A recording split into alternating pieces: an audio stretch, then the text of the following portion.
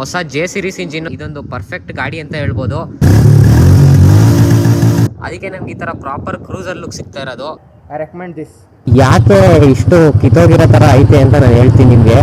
So howdy you do guys, welcome back to another video. ಇವತ್ತು ನಮ್ಮ ಹತ್ರ ಇದೆ ಮೀಟಿಯಾರ್ 350 ರಾಯಲ್ ಎನ್ಫೀಲ್ಡ್ ಅವ್ರದ್ದು ಥಂಡರ್ಬರ್ಡ್ ರೀಪ್ಲೇಸ್ಮೆಂಟ್ ಈ ಗಾಡಿ. ಸೊ ಇದರಲ್ಲಿದೆ 350cc ಇಂಜಿನ್ನು, ಹೊಸ ಜೆ ಸಿರೀಸ್ ಇಂಜಿನ್ನು, ಇದಕ್ಕೆ ಅಂತಾನೆ ಹೊಸದಾಗಿ ಬಿಲ್ಡ್ ಮಾಡಿರೋದು. ಆಮೇಲೆ ಇದೊಂದು ಪರ್ಫೆಕ್ಟ್ ಗಾಡಿ. ರಾಯಲ್ ಎನ್ಫೀಲ್ಡಲ್ಲಿ ಅಂತ ರಾಯಲ್ ಎನ್ಫೀಲ್ಡ್ ಗಾಡಿಗಳನ್ನ ತಗೊಂಡ್ರೆ ನೀವು ತುಂಬ ಪ್ರಾಬ್ಲಮ್ಸ್ಗಳನ್ನ ಫೇಸ್ ಮಾಡ್ತೀರಾ. ಬಟ್ ಇದರಲ್ಲಿ ಆ ಥರ ಪ್ರಾಬ್ಲಮ್ಸ್ಗಳು ಜಾಸ್ತಿ ನೋಡೋಕ್ಕಿಲ್ಲ. ಕೆಲವೊಂದಂತೂ ಇದ್ದೇ ಇರುತ್ತೆ, ಎಲ್ಲ ಗಾಡಿಲೂ ಒಂದೊಂದು ಪ್ರಾಬ್ಲಮ್ಸ್ ಇದ್ದೇ ಇರುತ್ತೆ. ಬಟ್ ಈ ಗಾಡೀಲಿ ಜಾಸ್ತಿ ಇಲ್ಲ ಬೇರೆ ರಾಯಲ್ ಎನ್ಫೀಲ್ಡ್ ಕಂಪೇರ್ ಮಾಡ್ಕೊಂಡ್ರೆ. 350ಲೆಲ್ಲ ಮಾಮೂಲಿ ಕ್ಲಾಸಿಕ್ 350ಲೆಲ್ಲ ವೈಬ್ರೇಷನ್ ಜಾಸ್ತಿ ಇರುತ್ತೆ, ರಿಫೈಂಡ್ ಇಲ್ಲ ಇಂಜಿನ್ನು, ವೈಬ್ರೇಷನ್ ಫೀಲ್ ಆಗುತ್ತೆ ನಿಮಗೆ ಕುತ್ಕೊಂಡಾಗ ಸೀಟಲ್ಲಿ. ಆಮೇಲೆ GTಲೆಲ್ಲ ಫುಲ್ಲು ಬಕ್ಕೊಂಡ್ರೆ ಬ್ಯಾಕ್ ಪೈನ್ ಬರುತ್ತೆ. ಅದು ಬಟ್ ಈ ಗಾಡೀಲಿ ನಿಮಗೆ ಯಾವುದೇ ಥರ ಪ್ರಾಬ್ಲಮ್ ಇಲ್ಲ. ಇದೊಂದು ಪರ್ಫೆಕ್ಟ್ ಗಾಡಿ ಅಂತ ಹೇಳ್ಬೋದು. ಕೆಲವೊಂದು ಮೈನರ್ ಪ್ರಾಬ್ಲಮ್ಸ್ ಇದೆ, ಬಟ್ ಅದನ್ನೆಲ್ಲ ಇಗ್ನೋರ್, ಅದೇನು ಅಷ್ಟೊಂದು ಮ್ಯಾಟ್ರ್ ಆಗಲ್ಲ ಡೈಲಿ ರೈಡಿಂಗ್ಸಲ್ಲಿ. ಇದೊಂದು ಪ್ರಾಪರ್ ಕ್ರೂಸರ್ ಬೈಕು ನಮ್ಮ ಹತ್ರ ಇರೋದು ಇವಾಗ. ಸೊ ನಿಮಗೆ ಫಸ್ಟ್ ಲುಕ್ ತೋರಿಸ್ಬಿಡ್ತೀನಿ ನಾನು. ಗಾಡಿ ಹಿಂಗೆ ಕಾಣ್ತಾ ಇದೆ ನೋಡಿ, ಪ್ರಾಪರ್ ಕ್ರೂಸರ್ ಲುಕ್ಕು. ಟೈರು ಹಿಂದ್ಗಡೆ ಟೈರು ಫುಲ್ ಲೋ ಆಗಿದೆ, ಮುಂದ್ಗಡೆ ಹಿಂಗೆ ಎತ್ತರ ಆಗಿರೋ ಥರ ಇದೆ ಟೈರು. ಸೊ ಇದೊಂದು ಪ್ರಾಪರ್ ಕ್ರೂಸರ್ ಲುಕ್ ಕೊಡುತ್ತೆ. ಆಮೇಲೆ ಇದರ ಟೈರ್ ಸೈಜ್ ಬಂದ್ಬಿಟ್ಟು ಹಿಂದ್ಗಡೆ ಇರೋದು 140 ಸೆಕ್ಷನ್, 140/70 17 ಇಂಚ್ ಅಲಾಯ್ಸು. ಮತ್ತು ಮುಂದ್ಗಡೆ ಇರೋದು massive 19 inch alloys with 100/90 section. ಅದಕ್ಕೆ ನಮ್ಗೆ ಈ ಥರ ಪ್ರಾಪರ್ ಕ್ರೂಸರ್ ಲುಕ್ ಸಿಗ್ತಾ ಇರೋದು. ಹಿಂದ್ಗಡೆ ವೈಡ್ ಆಗಿದೆ, ಮುಂದ್ಗಡೆ ಸ್ವಲ್ಪ ಚಿಕ್ಕದು 100 ಸೆಕ್ಷನ್ ಇರೋದ್ರಿಂದ. ಹಿಂದ್ಗಡೆ ಪ್ರಾಪರ್ 140 ಸೆಕ್ಷನ್ ಕೊಟ್ಟವ್ರೆ ಗುರು. ನಮ್ಗೆ GTಲೂ 130 ಸೆಕ್ಷನ್ ಏನೋ ಅಷ್ಟೇ ಸಿಗೋದು, ಇದರಲ್ಲಿ 140 ಸೆಕ್ಷನ್ ಕೊಟ್ಟವ್ರೆ. ಅದರಿಂದ ಹಿಂದ್ಗಡೆ ತುಂಬ ವೈಡಾಗಿ ಕಾಣುತ್ತೆ. ಆಮೇಲೆ ನಮ್ಗೆ ಇದ್ರಲ್ಲಿ ಸಿಗೋದು ಹ್ಯಾಲೋಜನ್ ಸೆಟಪ್ ಗುರು. ಈ ಪ್ರೈಸ್ ಪಾಯಿಂಟಲ್ಲಿ ಹ್ಯಾಲೋಜನ್ ಕೊಡ್ತವ್ರೆ, ಅದೊಂದು ತುಂಬ ಬೇಜಾರಾಗುವಂಥ ವಿಷಯ. ಇಂಡಿಕೇಟರು ಮತ್ತು LED ಮುಂದ್ಗಡೆ ಒಂದು ಚಿಕ್ಕದು DRL ಇದೆ, ಅದು ಬಿಟ್ಟು ಇನ್ನೆಲ್ಲ ಹ್ಯಾಲೋಜನ್ನೇ. ತೋರಿಸ್ತೀನಿ ರೀ ನಿಮಗೆ ನೋಡಿ. ಇದು LED DRL, ಇದು ಈ DRL ಒಂದೇ LED, ಇನ್ನೆಲ್ಲ ಹ್ಯಾಲೋಜನ್ನೇ. ಹೆಡ್ಲೈಟ್ ಅಂತೂ ಕೆಟ್ಟದಾಗಿದೆ ತುಂಬ. ಹ್ಯಾಲೋಜನ್ ಮಾಮೂಲಿ ನಿಮ್ಗೆ ಗೊತ್ತೇ ಇರುತ್ತಲ್ಲ. ಅದು ಬಿಟ್ಟರೆ ಇದು ಮಡ್ ಗಾರ್ಡು ಮತ್ತು ಟೆಲಿಸ್ಕೋಪಿಕ್ ಸಸ್ಪೆನ್ಷನ್ ಸಿಗ್ತಾ ಇದೆ ನಮಗೆ. ಗಾಡಿ ತುಂಬ ಧೂಳಾಗಿದೆ, ಇಗ್ನೋರ್ ಮಾಡಿ ಅದನ್ನ. ಕನ್ಸ್ಟ್ರಕ್ಷನ್ ಸೈಟಲ್ಲಿ ನಿಂತಿತ್ತು ಇಷ್ಟು ದಿನ. ಸೊ ಅದಕ್ಕೆ ಇದು ಬಟ್ಟೆಲಿ ಒರೆಸಿದ್ರು ಹೋಗ್ತಾ ಇಲ್ಲ, ಅದು ನೀರಾಗ ಕಡೆ ತೊಳಿಬೇಕು, ವಾಶಿಗೆ ಬಿಡಬೇಕು ಒಂದಿನ. ಮತ್ತು ನಮಗಿದ್ರಲ್ಲಿ ಬ್ರೇಕಿಂಗ್ ಸಿಗ್ತಾ ಇದೆ ನೋಡಿ, ಇಲ್ಲಿ ಸಿಂಬಲ್ ನಿಮ್ಗೆ ತೋರಿಸ್ತಾ ಇದ್ದೀನಿ. ಆಮೇಲೆ ಈ ಎಕ್ಸಾಸ್ಟ್ ಚೇಂಜ್ ಆಗಿದೆ ನಮಗೆ. ಹಿಂದ್ಗಡೆ ಸ್ಲಿಪ್ ಆನ್ ಮಾತ್ರ ಸ್ಟಾಕಲ್ಲಿ ಒಂಚೂರು ಫುಲ್ಲು ಬ್ಯಾಕ್ ಪ್ರೆಷರ್ ಜಾಸ್ತಿ ಇರುತ್ತೆ, ಜಾಸ್ತಿ ಸೌಂಡ್ ಬರಲ್ಲ ನಿಮಗೆ. ಅದಕ್ಕೆ ಈ ಸ್ಲಿಪ್ ಆನ್ ಮಾತ್ರ ಚೇಂಜ್ ಆಗಿದೆ. ಅದು ಮಾಮೂಲಿ ಲೋಕಲೇ ಹಾಕ್ಸಿರೋದು ಸ್ಲಿಪ್ ಆನ್, ಅದಕ್ಕೆ ನೋಡಿ ರಸ್ಟಿಂಗ್ ಎಲ್ಲ ಸ್ಟಾರ್ಟ್ ಆಗಿದೆ ಆಗಲೇ. ಬಟ್ ನೀವು ಹೈ ಕ್ವಾಲಿಟಿ RRP ಆ ಥರ ಹಾಕ್ಸಿದ್ರೆ ರಸ್ಟಿಂಗ್ ಏನೂ ಆಗಲ್ಲ, ಸ್ಟೈನ್ಲೆಸ್ ಸ್ಟೀಲ್ ಇರೋದ್ರಿಂದ. ಅದು ಇಂಜಿನೆಲ್ಲ ಬ್ಲ್ಯಾಕ್ಡ್ ಔಟ್ ಆಗಿದೆ, ಸ್ವಲ್ಪ ಕ್ರೋಮ್ ಫಿನಿಶ್ ಸಿಗ್ತಾ ಇದೆ ನಮಗೆ. ಇಲ್ಲಿ ಥ್ರಾಟಲ್ ಬಾಡಿ ಆಗಿರ್ಬೋದು, ಮತ್ತು ಫಿನ್ಸು ಏರ್ ಕೂಲ್ಡ್ ಇಂಜಿನ್ನು. ಸೊ ಫಿನ್ಸು ಮತ್ತು ಎಕ್ಸಾಸ್ಟ್ ಎಲ್ಲ ಕ್ರೋಮ್ ಕೊಡ್ತವ್ರೆ. ಓಟೋ ಸೆನ್ಸರ್ ಇಲ್ಲಿದೆ ನೋಡಿ ಎಕ್ಸಾಸ್ಟು. ಆಮೇಲೆ ಗಾಡಿ ಓಡಿಸಿದ್ಮೇಲೆ ಇಲ್ಲಿಂದ ಹೆಡರ್ಸು ಫುಲ್ಲು ಹೀಟ್ ಆಗುತ್ತೆ, ಇಲ್ಲಿಂದ ಇಲ್ಲಿವರೆಗೂ. ಸ್ಲಿಪ್ ಆನು ಮೇಲ್ಗಡೆ ಪ್ಲೇಟ್ ಇರೋದ್ರಿಂದ ಸ್ವಲ್ಪ ಮುಟ್ಬೋದು, ಇಲ್ಲಾಂದರೆ ಫುಲ್ಲು ಹೀಟ್ ಆಗುತ್ತೆ. ಸ್ಕಿನ್ ಅಂಟ್ಕೊಳ್ಳುತ್ತೆ, ಅಷ್ಟು ಹೀಟ್ ಬರುತ್ತೆ ನಿಮಗೆ. ಬಟ್ ನೀವು ಕೂತ್ಕೊಂಡಾಗ ಪೊಸಿಷನ್ ಚೆನ್ನಾಗಿರೋದ್ರಿಂದ, ಕ್ರೂಸರ್ ಪೊಸಿಷನು ರಿಲ್ಯಾಕ್ಸ್ ಪೊಸಿಷನ್ ಇರುತ್ತಲ್ಲ, ಅದಕ್ಕೆ ನಿಮಗೆ ತೈಸ್ ಎಲ್ಲ ಟಚ್ ಆಗಲ್ಲ. ತೈಸ್ ಟಚ್ ಆಗಂಗಿದ್ದರೆ ತೈಸ್ದು ಸ್ಕಿನ್ ಅಂಟ್ಕೊಂಡ್ಬಿಡ್ತಿತ್ತು ಅಲ್ಲೇ. ಮತ್ತು ಈ ಪರ್ಟಿಕ್ಯುಲರ್ ವೇರಿಯಂಟ್ ಬಂದ್ಬಿಟ್ಟು ಸ್ಟೆಲ್ಲಾರ್ ಅಂತ. ಫಸ್ಟು ಫುಲ್ ಬೇಸ್ ಬರೋದು ಫೈರ್ ಬಾಲು, ಅದಾದಮೇಲೆ ಸ್ಟೆಲ್ಲಾರ್ ಬರುತ್ತೆ, ಅದಾದಮೇಲೆ ಮತ್ತು ಇವಾಗ ಅರೋರಾ ಅಂತ ಒಂದು ಬಿಟ್ಟಿದ್ದಾರೆ. ಅದು ಫುಲ್ ಟಾಪ್ ಎಂಡ್ ಬಂದು ಸೂಪರ್ ನೋವಾ ಅಂತ. ಸೂಪರ್ ನೋವಾಗ ಏನು ಬರುತ್ತೆ ಅಂದರೆ ಇಂಡಿಕೇಟರ್ಸಲ್ಲಿ ಕ್ರೋಮ್ ಬರುತ್ತೆ, ಟೈರಲ್ಲಿ ಕ್ರೋಮ್ ಬರುತ್ತೆ. ಟೈರಲ್ಲಿ ಮಧ್ಯೆ ಸ್ಪೇಸ್ ಇದೆ ನೋಡಿ, ಅಲ್ಲೆಲ್ಲ ಕ್ರೋಮ್ ಬರುತ್ತೆ. ಅದು ಬಿಟ್ರೆ ಒಂದು ವಿಂಡ್ಶೀಲ್ಡ್ ಬರುತ್ತೆ, ಆ ವಿಂಡ್ಶೀಲ್ಡ್ ಅಂತೂ ಕೆಟ್ಟದಾಗೆ ಕಾಣುತ್ತೆ. ಸೂಪರ್ ನೋವಾ ತಗೊಂಡವರು ತೆಗ್ಸ್ಬಿಡಿ ಅದನ್ನ. ನೀವೆಲ್ಲರೂ ತುಂಬ ಲಾಂಗ್ ರೈಡ್ಗೆ ಹೋಗ್ತಿದ್ದೀರಾ ಅಂದರೆ ಅದೊಂದು ಮ್ಯಾಟರ್ ಆಗ್ಬೋದೇನೋ ಅಷ್ಟೇ. ಬಟ್ ಲುಕ್ಸ್ ಅಂತೂ ತುಂಬ ಕೆಟ್ಟದಾಗ ಕಾಣಿಸುತ್ತೆ ವಿಂಡ್ಶೀಲ್ಡ್ ಇದ್ರೆ. ಸೊ ನಮಗೆ ಹ್ಯಾಂಡಲ್ ಬಾರ್ ನೋಡ್ತಾ ಇದ್ದೀರಾ ನೀವು, ಮಿರರ್ ಎಲ್ಲ ಕ್ರೋಮ್ ಸಿಗ್ತಾ ಇದೆ. ಇಲ್ಲೊಂದು ಕ್ರೋಮ್ ಟ್ರೀಟ್ಮೆಂಟ್ ಇದೆ. ಅದು ಬಿಟ್ಟರೆ ಕ್ಲಚ್ಚು ಮತ್ತು ಬ್ರೇಕು ಕ್ರೋಮ್ ಇದೆ. ಇವಾಗ ಮಿರರ್ ಸೈಡ್ ನೋಡೋದಾದರೆ ನಾವು ಏನೇನು ಕೊಟ್ಟಿದ್ದಾರೆ ಅಂತ. ಪೆಟ್ರೋಲ್ ಟ್ಯಾಂಕು ಕೂಡ ಕ್ರೋಮ್ ಇದೆ. ಇದರಲ್ಲಿರೋದು 15 ಲೀಟರ್ಸ್ ಟ್ಯಾಂಕು, ಮ್ಯಾಸಿವ್ 15 ಲೀಟರ್ಸ್ ಕ್ರೂಸರ್ಗೆ ಅವಶ್ಯಕತೆ ಇದೆ. ಮತ್ತು ಇಲ್ಲಿ ನೋಡ್ತಾ ಇದ್ದೀರಾ ಹೊಸ ಸ್ಟೈಲು, ಇದು ಪಾಸ್ ಮತ್ತು ಹೆಡ್ಲೈಟು ಹೈ ಬೀಮ್ ಲೋ ಬೀಮ್ದೆಲ್ಲ ಇದು ಹೊಸ ಸ್ಟೈಲು. ಇವಾಗ ಮೀಟಿಯಾರ್ 350 ಫಸ್ಟ್ ಇನ್ವೆಂಟ್ ಮಾಡಿದ್ದು. ಆಮೇಲೆ ಸೂಪರ್ ಮೀಟಿಯಾರ್ಗೆ ಇದಕ್ಕಿಂತ ಚೆನ್ನಾಗಿರೋ ಸ್ವಿಚ್ ಹಾಕವ್ರೆ, ಮೆಟಲ್ ಸ್ವಿಚ್ ಹಾಕವ್ರೆ. ಬಟ್ ಇದು ಪ್ಲಾಸ್ಟಿಕ್ಕು, ಬೇಗ ಹಾಳಾಗುತ್ತೆ ನಾವು ಜಾಸ್ತಿ ಯೂಸ್ ಮಾಡ್ತಾಯಿದ್ರೆ. ಇದಕ್ಕೂ ಅಷ್ಟೇ, ಸ್ಟಾರ್ಟ್ಗೆ ಇಗ್ನಿಷನ್ ಸ್ವಿಚ್ಚು, ಕಿಲ್ ಸ್ವಿಚ್ಚು ಎಲ್ಲ ಇದರಲ್ಲೇ ಇರೋದು. ಸೆಲ್ಫ್ ಎಲ್ಲ ಇದರಲ್ಲೇ ಹೊಡಿಬೇಕು ನೋಡಿ, ಈ ಥರ ಅಂದರೆ ಸೆಲ್ಫ್ ಸ್ಟಾರ್ಟ್ ಆಗುತ್ತೆ.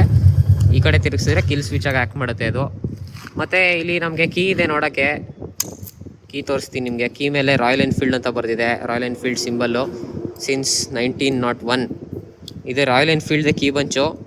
ಸ್ವಲ್ಪ ಫೇಡ್ ಆದಂಗೆ ಕಾಣ್ತಾ ಇದೆ ಹಳೇದಾಗಿರೋದ್ರಿಂದ.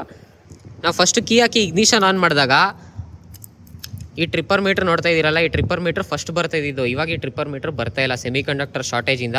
ಆ ಟ್ರಿಪ್ಪರ್ ಮೀಟ್ರಲ್ಲಿ ಫಸ್ಟು ನಮಗೆ ರಾಯಲ್ ಎನ್ಫೀಲ್ಡ್ ಲೋಗೋ ಬರುತ್ತೆ, ಆಮೇಲೆ ಹೆಲ್ಮೆಟ್ ಬಂತು ರಾಯಲ್ ಎನ್ಫೀಲ್ಡ್ ಅವ್ರದ್ದೇ ಬಿಲ್ಟ್ ವಿತ್ ಗೂಗಲ್ಲು. ಇದರಲ್ಲಿ ಟ್ರಿಪ್ಪರ್ ನ್ಯಾವಿಗೇಷನ್ ಬರುತ್ತೆ, ನಿಮ್ಮ ಫೋನ್ ಆ್ಯಪ್ ಕನೆಕ್ಟ್ ಮಾಡ್ಕೊಂಡ್ರೆ ನೀವು ಮ್ಯಾಪ್ ಎಲ್ಲ ಹಾಕೊಬೋದು. ಇಲ್ಲಿ ಟರ್ನ್ ಬೈ ಟರ್ನ್ ಡೈರೆಕ್ಷನ್ಸ್ ಬರುತ್ತೆ. ಇಲ್ಲಿ ಅನಲಾಗ್ ಡಿಸ್ಪ್ಲೇ ಇದೆ ವಿತ್ ಸ್ಮಾಲ್ ಡಿಜಿಟಲ್ MID ಕೊಟ್ಟಿದ್ದಾರೆ. ಈ MIDಲಿ ಟೈಮ್ ತೋರಿಸುತ್ತೆ, ಫ್ಯೂಯಲ್ ಇಂಡಿಕೇಟರ್ ಇದೆ. ಅದು ಬಿಟ್ರೆ ಗೇರ್ ಪೊಸಿಷನ್ ಇಂಡಿಕೇಟರ್ ಇದೆ. ಒಂದು ದೊಡ್ಡ ವಿಷಯ ಏನಿಲ್ಲ, ಈ ಪ್ರೈಸ್ ಪಾಯಿಂಟಿಗೆ ಬರಲೇಬೇಕು. ಬಟ್ ರಾಯಲ್ ಎನ್ಫೀಲ್ಡ್ ಅವರು ಟೆಕ್ನಾಲಜಿನ ತುಂಬ ಲೇಟಾಗಿ ಅಪ್ಡೇಟ್ ಮಾಡಿದ್ದಾರೆ, ಟೆಕ್ನಾಲಜಿ ಆಗಲಿ ಇಂಜಿನ್ ಸ್ಪೆಕ್ಸ್ ಆಗಲಿ. ಸೊ ಅದಕ್ಕೆ ಒಂದು ದೊಡ್ಡ ವಿಷಯನೇ ಆಗ್ಬೋದು. ಆಮೇಲೆ ಓಡೋಮೀಟ್ರ್ ಕೊಟ್ಟಿದ್ದಾರೆ ಮಾಮೂಲಿ.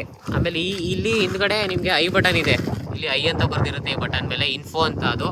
ಅದನ್ನು ಪ್ರೆಸ್ ಮಾಡಿದ್ರೆ ಚೇಂಜ್ ಆಗುತ್ತೆ ಇದರಲ್ಲಿ information. Trip A trip B ಎಲ್ಲ ನೋಡ್ಬೋದು ನೀವು. ರೀಸೆಟ್ ಮಾಡೋಕ್ಕೂ ಅದೇ ಬಟನು, ಇಲ್ಲಿ ಟೈಮ್ ಚೇಂಜ್ ಮಾಡೋಕ್ಕೂ ಅದೇ ಬಟನ್ ನಾವು ಯೂಸ್ ಮಾಡ್ಕೋಬೋದು. ಮತ್ತು ಲೆಫ್ಟ್ ಸೈಡಲ್ಲಿ ಇದು ಇಂಡಿಕೇಟರ್ ಟರ್ನ್ ಸಿಗ್ನಲ್ಸ್ಗೆ. ಇದು ಹಾರನ್ನು, ಇದರಲ್ಲಿ ನಮ್ಗೆ ಸಿಗೋದು ಸಿಂಗಲ್ ಟೋನ್ ಹಾರನ್ನು, ಬಟ್ ನಾವು ಇದಕ್ಕೆ ಡ್ಯುಯಲ್ ಟೋನ್ ಮಾಡಿಸಿದ್ದೀವಿ. ಸೊ ಲೌಡಾಗಿದೆ ಇದ್ರು ಹಾರನ್, ಕೇಳಿಸ್ಕೊಳ್ಳಿ ಸೌಂಡು. ಆಮೇಲೆ ಇಲ್ಲಿ ನಮಗೆ ವಾರ್ನಿಂಗ್ ಸೈನ್ಸ್ ಬರುತ್ತೆ. ಇವಾಗ ಬ್ಯಾಟ್ರಿ ತೋರಿಸಿದೆ ನೋಡಿ, ತುಂಬ ಹೊತ್ತು ಆನ್ ಆಗಿದ್ರೆ ಬ್ಯಾಟ್ರಿ ಸಿಂಬಲ್ ಬ್ಲಿಂಕ್ ಆಗುತ್ತೆ. ನ್ಯೂಟ್ರಲ್ ಇದೆ, ABS ತೋರಿಸುತ್ತೆ. ಮತ್ತು ಲೋ ಫ್ಯೂಯಲ್ ಇಂಡಿಕೇಟರ್ ಕೂಡ ಇದೆ. ಇಲ್ಲಿ ಫ್ಯೂಯಲ್ ಗೇಜ್ ನಮ್ಗೆ ಹೆಂಗೂ ತೋರಿಸ್ತಾನೆ ಇದೆ. ಇಲ್ಲಿ ಫ್ಯೂಯಲ್ ಎಂಡಿಗೆ ಬಂದರೆ ಇಲ್ಲಿ ಲೋ ಫ್ಯೂಯಲ್ ಗೇಜ್ ಬರುತ್ತೆ. ಆಮೇಲೆ ಈ ಕಡೆ ಸೈಡು ನಾನು ಕೀಲ್ ಸ್ವಿಚ್ ಹೇಳಿದ್ನಲ್ಲ ಆಗಲೇ. ಮತ್ತು ಇದು ಹಜಾರ್ಡ್ ಸ್ವಿಚ್. ಇದು ಒಂದು ತುಂಬ ಲೇಟಾಗಿ ಅಪ್ಡೇಟ್ ಮಾಡಿದ್ದಾರೆ ಗುರು ರಾಯಲ್ ಎನ್ಫೀಲ್ಡ್ ಅವರು, ಒಟ್ಟಿನಲ್ಲಿ ಕೊಟ್ಟವರಲ್ಲ ಸದ್ಯ. ಇದನ್ನು ಆನ್ ಮಾಡಿದ್ರೆ ನಮಗೆ 4 ಟರ್ನ್ ಸಿಗ್ನಲ್ಸ್ ಇಂಡಿಕೇಟರ್ ಬ್ಲಿಂಕ್ ಆಗ್ತಾ ಇರುತ್ತೆ. Hazard switch basically. ಸೊ ನಾವು ಇವಾಗ ಡೈರೆಕ್ಟಾಗಿ ಎಕ್ಸಾಸ್ಟ್ ನೋಟ್ ಕೇಳೋಣ ಬನ್ನಿ. ಇದೇ ಕಿಲ್ ಸ್ವಿಚ್ಚು. ಒಂದು ಸತಿ ಆನ್ ಮಾಡಿದ್ರೆ ಇಗ್ನಿಷನ್ ತಗೊಳುತ್ತೆ, ಅದಾದಮೇಲೆ ಸ್ಟಾರ್ಟು. ಸೊ ಇದು ಐಡಲ್ ಸೌಂಡು.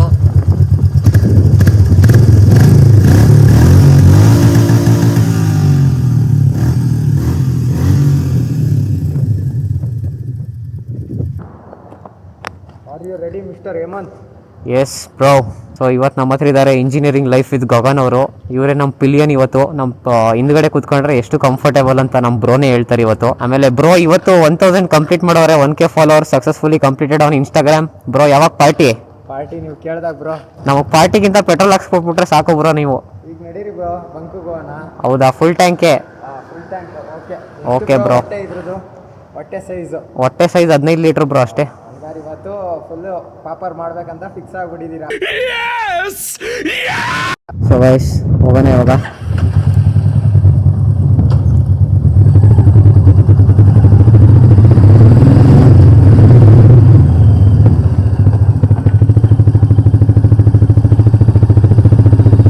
ಸೊ ಸ್ಟಾರ್ಟ್ ಮಾಡೋಣ ಇವಾಗ ಮೋಟಾರ್ ಬೈಕ್ ರಿವ್ಯೂನ. Royal Enfield Meteor 350. ಸೊ ನಮಗೆ ಇಲ್ಲಿ ಟ್ರಿಪ್ಪರ್ ನ್ಯಾವಿಗೇಷನ್ ಕಾಣಿಸ್ತಿದೆಯಲ್ಲ, ಇದಂತೂ ಟೋಟಲಿ ವೇಸ್ಟ್ ಗುರು. ಅದು ಬಿಟ್ಬಿಟ್ಟು ಒಂದು ಟ್ಯಾಕೋಮೀಟರ್ ಕೊಟ್ಟಿದ್ದಿದ್ರು ಆಯ್ತಿತ್ತು, ಅಟ್ಲೀಸ್ಟ್ ನಾವು RPM ನೋಡ್ಕೊಳ್ಳೋಕ್ಕೆ.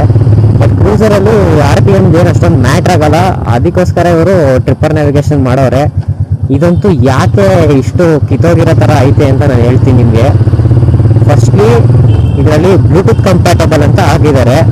ಬ್ಲೂಟೂತಿಂದನೇ ಕನೆಕ್ಟ್ ಆಗೋದು ನಿಮ್ಮ ಫೋನ್ಗೆ, ಆಬ್ವಿಯಸ್ ಅದು.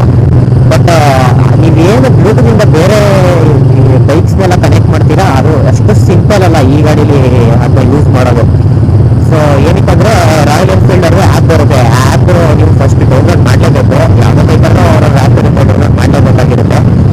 ಈ ಗಾಡಿಲಿ ಏನಂದರೆ ಡೌನ್ಲೋಡ್ ಮಾಡಾದ್ಮೇಲೆ ಆ್ಯಡ್ ಮೋಟರ್ ಸೈಕಲ್ ಅಂತ ಆಪ್ಷನ್ ಇದೆ. ಆ್ಯಡ್ ಕೊಟ್ಟರೆ ಫಸ್ಟು ಚಾಸಿಸ್ ನಂಬರ್ ಕೇಳುತ್ತೆ ಗಾಡಿದು. ಚಾಸಿಸ್ ನಂಬರ್ ಹುಡುಕ್ಬೇಕು ನೀವು ಫಸ್ಟು. ಚಾಸಿಸ್ ನಂಬರ್ ಆದಮೇಲೆ ಚಾಸಿಸ್ ನಂಬರ್ ಹೆಂಗೋ ಸಿಗ್ತಲ್ಲಪ್ಪ ಅಂತ ಹಾಕಿದ್ರೆ ಕನೆಕ್ಟ್ ಮಾಡ್ಬಿಡೋಣ ಇವಾಗಾದರೂ ಅಂತ. ನೆಕ್ಸ್ಟು RC ಡೀಟೇಲ್ಸ್ ಕೇಳ್ತದೆ, RC ನಂಬರು ಅದು ಇದು ಅದನ್ನೆಲ್ಲ ಕೇಳ್ತದೆ.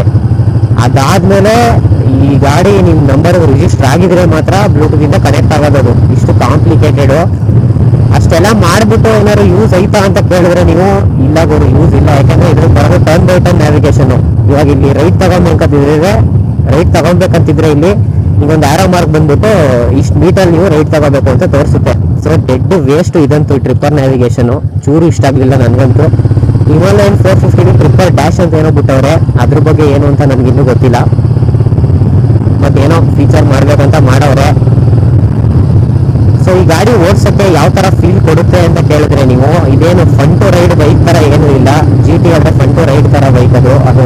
ಅಗ್ರೆಸಿವ್ ಪೊಸಿಷನ್ ಇದೆ, 650 ಪ್ಯಾರಲಲ್ ಟ್ವಿನ್ ಇದೆ. ಇದೆ ಅದರಲ್ಲಿ. ಸೊ ಓಡ್ಸೋಕ್ಕೆ ಒಂಥರ ಮಜಾ ಬರುತ್ತೆ, ಅಷ್ಟು ಕಿಕ್ ಬರುತ್ತೆ, ಇನಿಷಿಯಲ್ ಸಖತ್ತಾಗಿದೆ. ಬಟ್ ಈ ಗಾಡಿ ಆರಾಮಾಗಿ ಓಡ್ಸೋಕ್ಕೆ ಅಂತ ಬಿಲ್ಡ್ ಮಾಡಿರೋದು, ನಾವು ಕ್ರೂಸ್ ಮಾಡೋಕ್ಕೆ ಅಂತ ಮಾಡಿರೋದು. ಸೊ ಇದರಲ್ಲಿ ಏನು ರಿಲ್ಯಾಕ್ಸ್ ಪೊಸಿಷನ್, ಆರಾಮಾಗಿ ಓಡ್ಸಂಗೆ ಆಗುತ್ತೆ. ಬಟ್ ಮಜಾ ಬರಲ್ಲ ಗುರು ಓಡ್ಸೋಕ್ಕೆ. ನೀವು ಮಜಾ ಬರ್ಬೇಕಂದ್ರೆ ಟಾರ್ಕು ಎಳಿಬೇಕು ನಮ್ಮನ್ನ ಹಿಂದಕ್ಕೆ ಹಂಗೆ. ಬಟ್ ಆಗ ಈ ಗಾಡೀಲಿ ಅದೆಲ್ಲ ಪಾಸಿಬಲ್ ಇಲ್ಲ. ಇದು ಪರ್ಫಾರ್ಮೆನ್ಸ್ ನೋಡಿದ್ರೆ ನಾವು ಇಂಜಿನ್ ಎಷ್ಟು ಹಾರ್ಸ್ ಪವರ್ ಮತ್ತೆ ಟಾರ್ಕ್ ಕೊಡುತ್ತೆ ಅಂತ ಕೇಳಿದ್ರೆ ಇದರಲ್ಲಿ 20 ಹಾರ್ಸ್ ಪವರ್ ಇದೆ, 20.2 ಹಾರ್ಸ್ ಪವರ್ ಐ ಗೆಸ್. ಅದು 6100 RPM ಅಂತ ಸಿಗುತ್ತೆ ನಿಮಗೆ. ಮತ್ತೆ ಟಾರ್ಕ್ 27 mm ಇದೆ, ಅದು 4000 RPM ಸಿಕ್ಬಿಡುತ್ತೆ ಇನಿಷಿಯಲ್ ಅಲ್ಲೇ. ಸೊ ಅದಕ್ಕೆ ರಾಯಲ್ ಎನ್ಫೀಲ್ಡ್ ಬೈಕಲ್ಲೆಲ್ಲ ನೀವು ಕಾಮನ್ ಆಗಿ ಟಾರ್ಕ್ ಜಾಸ್ತಿನೇ ಇರುತ್ತೆ. ಟಾರ್ಕ್ ಮಾನ್ಸ್ಟರ್ ರಾಯಲ್ ಎನ್ಫೀಲ್ಡ್ ಅವರು. ಇದು ಜೆ ಸಿರೀಸ್ ಇಂಜಿನ್ ಇದರಲ್ಲಿ ಇರೋದು, ಬ್ಲ್ಯಾಕ್ ಡೌನ್ ಇಂಜಿನ್ ಆಗಲೇ ತೋರಿಸಿದ್ನಲ್ಲ. ಇದು ಈ ಗಾಡಿಗೆ ಅಂತಾನೆ ಸ್ಪೆಷಲ್ ಆಗಿ ಬಿಲ್ಡ್ ಮಾಡಿರೋ ಇಂಜಿನ್, ಜೆ ಸಿರೀಸ್ ಇಂಜಿನ್ ನ. ಸಿಂಗಲ್ ಸಿಲಿಂಡ್ರು, 4 ಸ್ಟ್ರೋಕ್ ಮತ್ತೆ ಏರ್ ಕೂಲ್ಡ್. ಆಬ್ವಿಯಸ್ಲಿ ಇವ್ರು ಲಿಕ್ವಿಡ್ ಕೂಲ್ ಎಲ್ಲ ತರಕ್ಕೆ ಇನ್ನೂ ಸುಮಾರು ವರ್ಷ ಬೇಕು ಇಂಥ ಗಾಡಿಗಳಿಗೆಲ್ಲ. ಇವಾಗ 450 Himalayan 450 ಅಷ್ಟೇನು ಲಿಕ್ವಿಡ್ ಕೂಲ್ಡ್ ಇರೋದು ಐ ಗೆಸ್. ಇನ್ನು 650cc ಇವರು ಆಯಿಲ್ ಲಿಕ್ವಿಡ್ ಕೂಲ್ಡ್ ತಂದಿಲ್ಲ, ಇನ್ನು ಆಯಿಲ್ ಕೂಲ್ಡ್ ಅಲ್ಲಿ ಅವ್ರೆ. ಈ ಗಾಡಿಗೆಲ್ಲ ಅದು ಯಾವಾಗ ತರ್ತಾರೋ.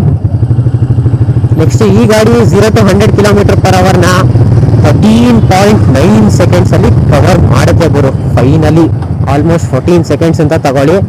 ಸಖತ್ತು ಸ್ಲೋವರ್ ಬೈಕು ಗುರು ಇದು. ನಿಮಗೆ ಚೂರು ಮಜಾ ಬರಲ್ಲ ಇನಿಷಿಯಲ್ ಅಲ್ಲಿ ಎಲ್ಲ ಬೇಕು ಅಂದರೆ. ಬಟ್ ಲಾಂಗ್ ರೈಡ್ಸ್ಗೆಲ್ಲ ಒಂದು ಬೆಸ್ಟ್ ಬೈಕು.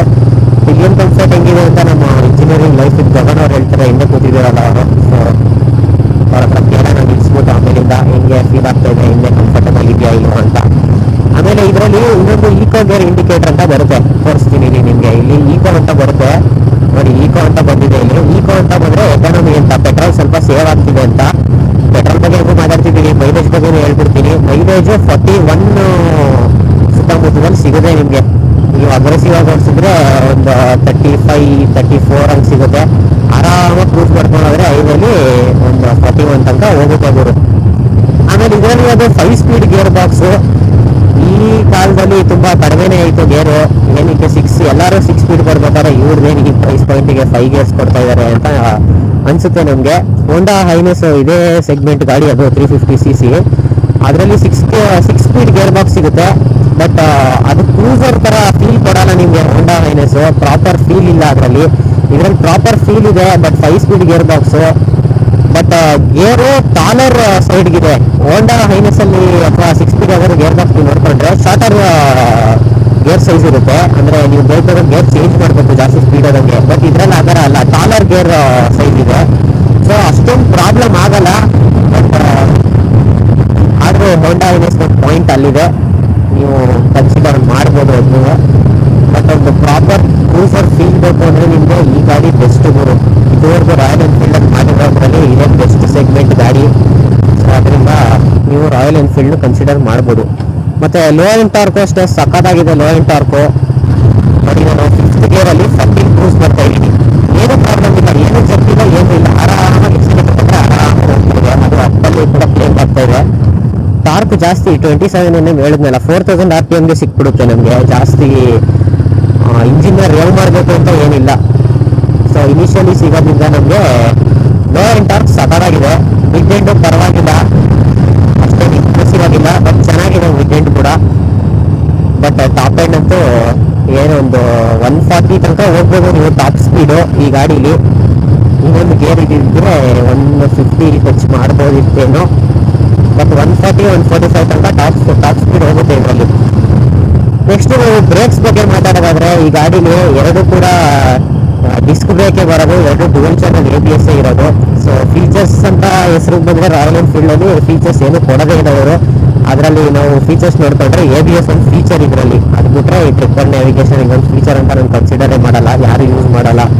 ಆಮೇಲೆ ಈ ಟೈಮ್ ನೋಡಿ, ಈ ಟೈಮು ಆ್ಯಕ್ಯುರೇಟಾಗಿ ತೋರಿಸ್ತಾ ಇಲ್ಲ. ಇದೊಂದು ಟೈಮ್ ಐತೆ, ಇನ್ನೊಂದು ಟೈಮ್ ಐತೆ, ಎರಡು ಆ್ಯಕ್ಯುರೇಟ್ ಇಲ್ಲ ಆ್ಯಕ್ಚುಲಿ. ಈ ಟೈಮ್ನ ನಾವು ಸೆಟ್ ಮಾಡ್ಕೋಬೋದು ಇಲ್ಲಿ ಇನ್ಫೋ ಬಟನಲ್ಲಿ. ಬಟ್ ಈ ಟೈಮ್ನ ನಾವು ಫೋನು ಕನೆಕ್ಟ್ ಮಾಡಿದಾಗಲೇ ಫೋನಲ್ಲಿ ಏನು ಟೈಮ್ ಇರುತ್ತೆ ಆ ಟೈಮಿಗೆ ಅದನ್ನು ಆಟೋಮೆಟಿಕ್ಕಾಗಿ ಸೆಟ್ ಆಗುತ್ತೆ ಇದು. ಸೊ ನಾವು ಬ್ರೇಕ್ ಬಗ್ಗೆ ಮಾತಾಡ್ತಿದ್ವಿ ಆಗಲೇ.